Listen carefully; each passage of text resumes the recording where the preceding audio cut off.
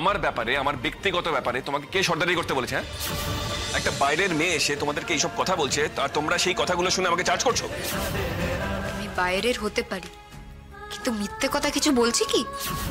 আমার বরের মাথায় হাত রেখে বাড়ির গুরুজনদের সামনে আমি মিথ্যে কথা বলবো? চুপ, একদম চুপ।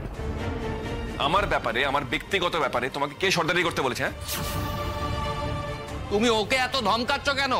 ও তো ভালোর জন্যই। এই চুপ, তোমাকে আমি চুপ থাকতে বলেছি তো? হ্যাঁ, একটাও কথা বলবে না তুমি। আমি তোমাকেও একটা কথা জিজ্ঞেস করছি, তোমার আর ওর মধ্যে ফারাকটা কি? তুমিও তোমার বউ বেঁচে আছে শুনেও তাকে গড়ে তোলোনি।